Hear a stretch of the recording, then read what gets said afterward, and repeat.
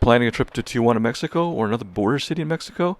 The best option is to simply walk across the border. To get to the San Ysidro Tijuana border is easy. You can reach there by car, taking the 5 freeway south or the Brutale from San Diego. A trolley ride from American Plaza in downtown San Diego will take about 45 minutes, and you will arrive right at the San Ysidro Border Crossing. By car, there are many places to park, which have a flat rate of generally $18 per 12 hours or day. You can conveniently pay by credit card. After parking, you can walk toward the border, which can be a 10-minute walk depending on where you parked. On this trip, I parked on the other side of the 5 freeway and walked over the pedestrian bridge.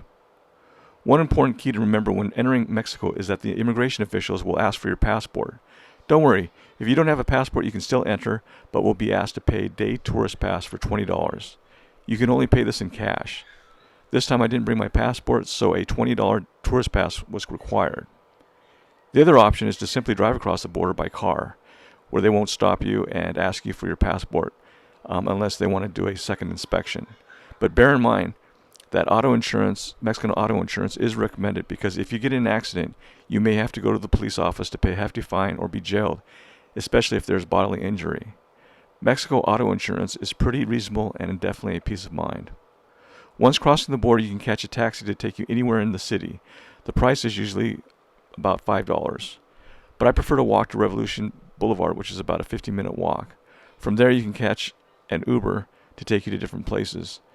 Uber is really economical and usually can cost anywhere from $4 to $8 depending on the distance. Okay, I'm about ready to go to the pedestrian bridge to cross over the border. On my way over to Tijuana. So usually I end up driving over across the border, but today I decided to walk over because I'm going to be only here for a day trip.